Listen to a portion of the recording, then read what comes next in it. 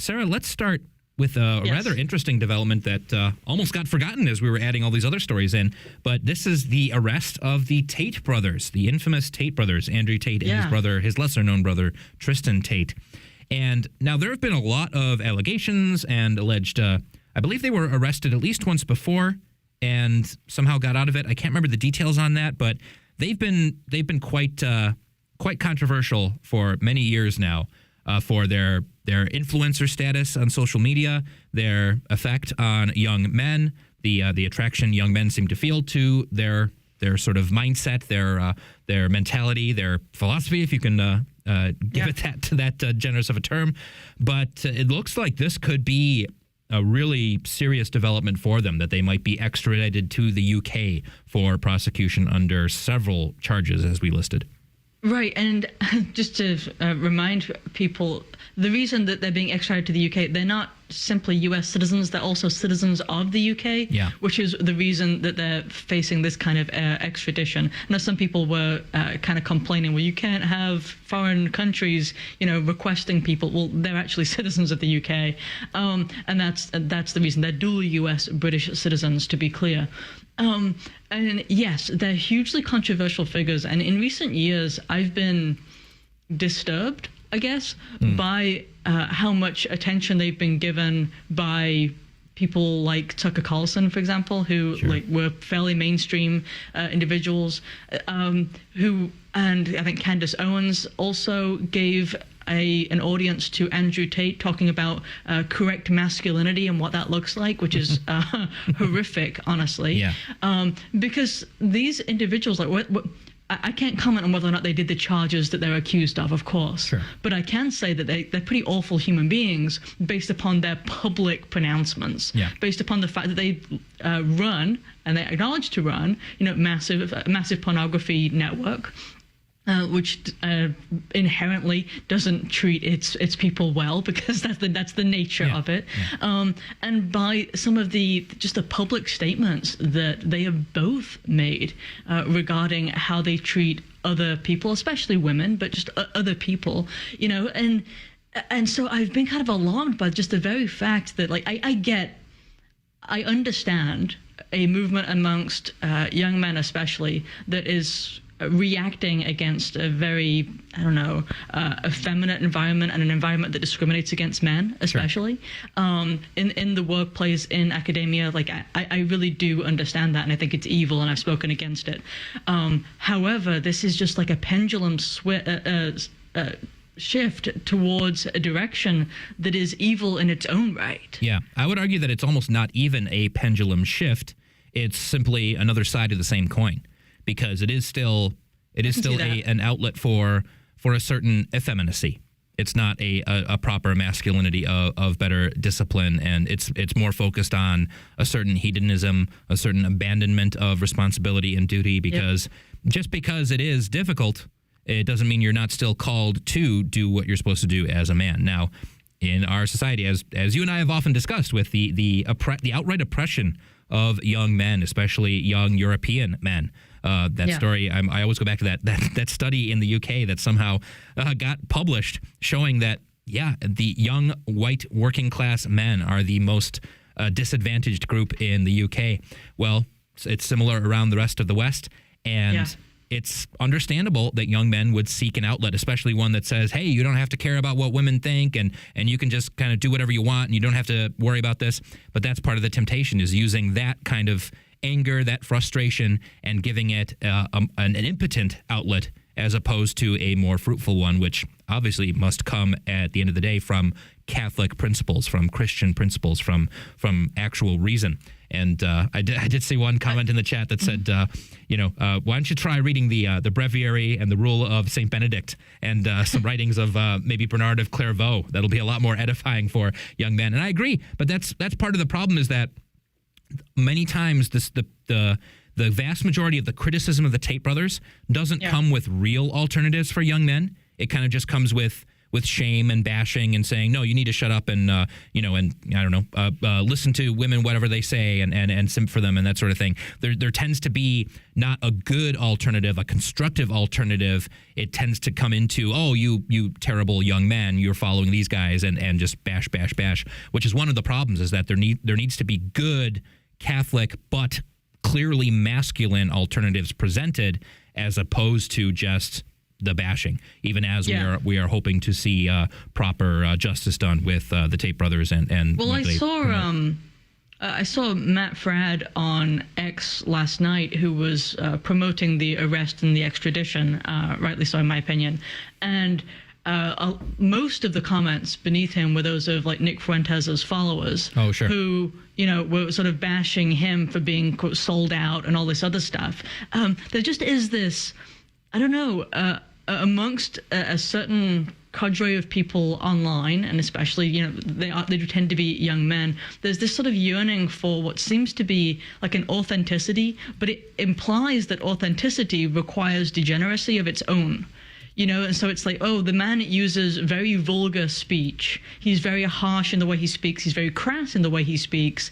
And in some way, that's more authentic than if he was well-spoken and intellectual. And so it becomes this sort of anti-intellectualism as opposed to, I don't know, anything decent. Yeah, it really is. It's a false dichotomy, I think. It's a false, as I said, two sides of the same coin. It is a false dichotomy of, well, you have to either be with Matt Fradd or with Andrew Tate type of thing. That's the choice that gets presented, and I think there is a better way out where you understand that these guys are not a path to good masculinity, but you also understand that just the same tired advice of there's some people here in the chat saying that the alternative is just get a job and take responsibility. Well, as we said, it's a lot harder for let's say a young white Christian man to get a job these days than it was 50 years ago. Good luck in the housing market. Oh, just get your own house and live your own life. Pretty difficult to do. So that kind of, again, just responding to it with the same tired kind of bashing you over the head advice is probably not the way, because it's clearly causing resentment and frustration that's leading people into the arms of influencers like this. So it's a problem that's going to take more thought and a better understanding of the issues of young men, while still telling them, hey, you still do have to be men in a good Christian way. It's also kind of almost a snowball effect in that there are very few male leaders for, I think, them to follow. And so you kind of have this almost circular issue of few male leaders and therefore more individuals who feel this way, and therefore they fail to lead correctly. Yeah. And you sort of like spawn Tate brother kind of mentality, and over time. And so we do need more male leaders, I think, for such young men to follow, people who are inspirational. And it's more difficult for them to get that way because you do see an environment that promotes a certain behavior that isn't particularly masculine. Yeah. And so it really is. It's a difficult environment, especially for a young man to navigate right now. I don't want to undersell the difficulty that's there, but I also do want to identify this is like an abject evil that they're moving toward. Yeah, you need to give them that outlet, that constructive outlet to build themselves up or to help build them up. As being, as you say, male leaders, male patrons, male mentors, and not just nagging them for listening to the Tate brothers, but saying, hey, there's an alternative out there, and it's better, and it will be more fulfilling for you in the long run, even if it doesn't seem as pleasure-filled and hedonistic as what the Tate brothers are promoting. And it kind of reminds me, just to incorporate another story here out of Breitbart, where French lawmakers are trying to introduce a social media ban. We've covered multiple related stories recently about these social media ban attempts. And I think part of it comes from the reaction to, we've got too many young boys watching influencers like Andrew Tate, or perhaps watching things that are leading them to question the ideology, the ruling ideology of our country. That's what our main criticism of the UK social media ban. And I think that's related here, where they're attempting to, they see a potential problem, but they think it's a problem for probably the wrong reasons, and they're pursuing completely the wrong kind of treatment for that problem. they're going to say, well, the problem here is these, if in this case, if one of their concerns is young men, again, listening to influencers like this, well, the problem is just with the young men almost inherently as young men. So we need to make sure that they don't have access to social media. But it's probably going to ban things like YouTube, maybe Twitter, X, any of these sources where they can get this wrong ideology, and it'll still let them use, as we've said, these chat apps like Discord and such, where people are able to be preyed upon. So it's a similar. They'll still be using Tumblr, where they can learn that they should chop off their genitals. Do people still use Tumblr? Haven't they all moved over to like Blue Sky or something like that? Probably Blue Sky and TikTok. Yeah, exactly. But that's the problem is they're seeing an issue, and they're seeing it for the wrong reasons, so to speak, and then they're pursuing completely the wrong fix for it. And that's why it's our call as Catholics to really think about these issues so that we can present constructive, real alternatives and not just sit back and complain about it and say, oh, these stupid young boys watching Andrew Tate, don't they know any better? Well, have you told them any better? And have you told them in a way that they, will actually encourage them to listen?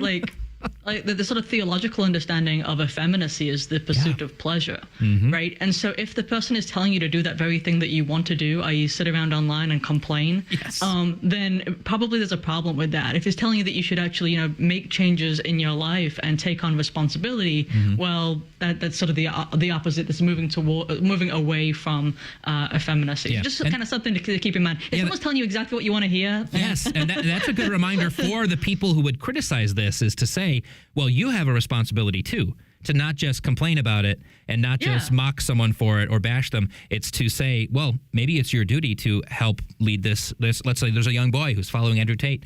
It's maybe it's your responsibility to give him the alternative, as opposed to just saying, calling him stupid or something like that. Right. So it's a responsibility for all of us. And also on the local level, if you're involved in a church, can you set up events where young boys can get together and have decent role models? Sure. The sort of Scouts-like environment that isn't the Boy Scouts, because the Boy Scouts are no longer Boy Scouts. Yeah. But this kind of thing where you actually have community and you have young men who are following actual men who are doing well and who are aiming forward, even in cases where they may not have fathers of their own who are doing that. Like these are environments where you can make an immense positive difference in individuals' lives. Absolutely. Rather than just complaining that they're a bad young man online or something. Yeah, exactly.